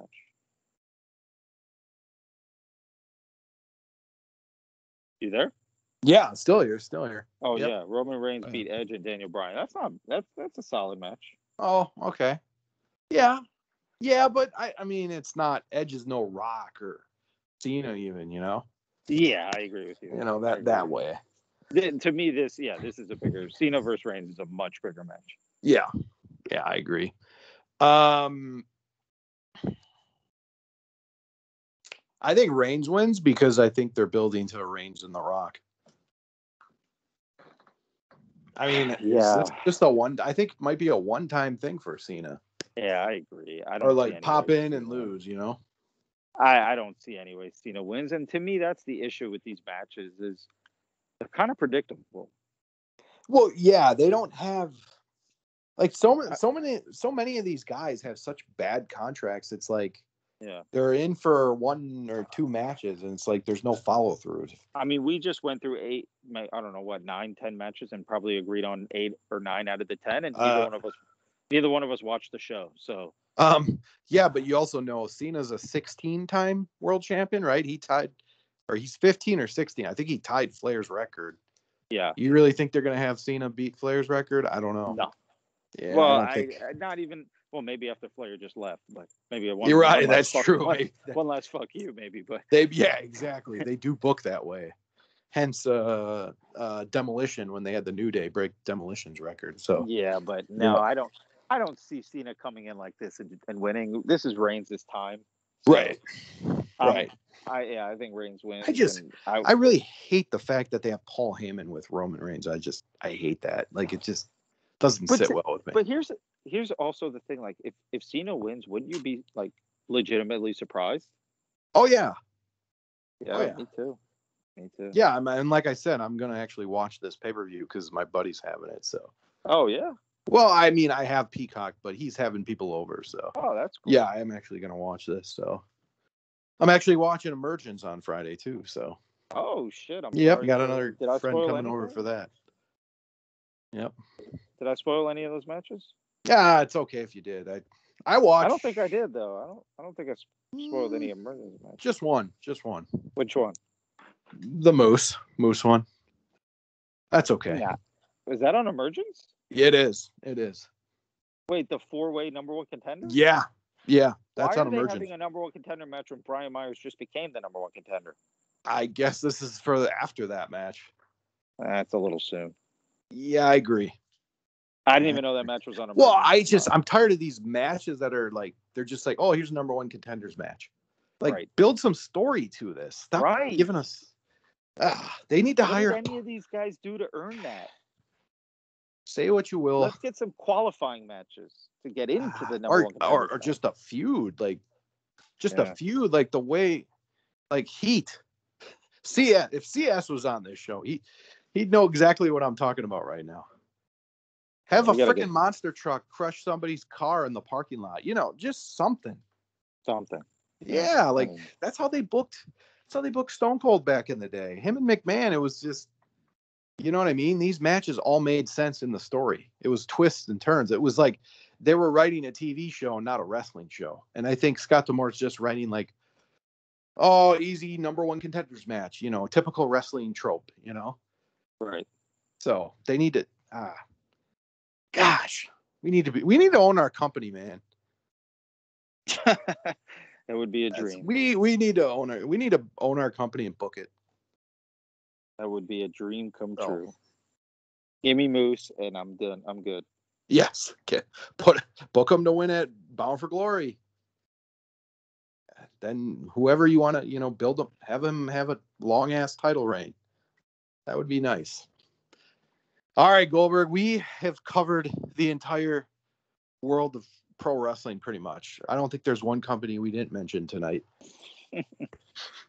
I really hope next week we have a brighter outcome, but AEW still sucks. You can't convince me that it's better than Impact. I don't care if they have all this talent. Their Dynamite is not must-see TV. Rampage was good. The first match was good. I'll give it that. I didn't really care for much anything after, but whatever. You got anything else you want to add?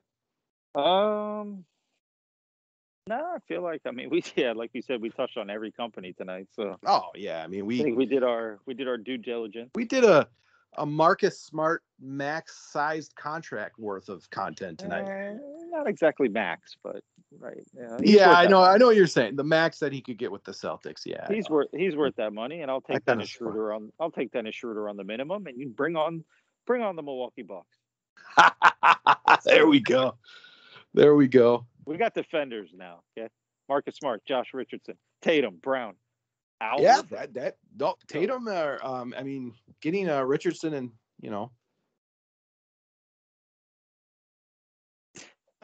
yeah, that's an interesting team. We got to do our NBA prediction. Yeah, save your laughs for the NBA for our NBA prediction show. Right. And get on the challenge, man. If you have some free time. That's right. The challenge, that was the show I was supposed to watch. Just started the new season. They had one episode, so check it out. Let me know what you think. Probably on demand somewhere.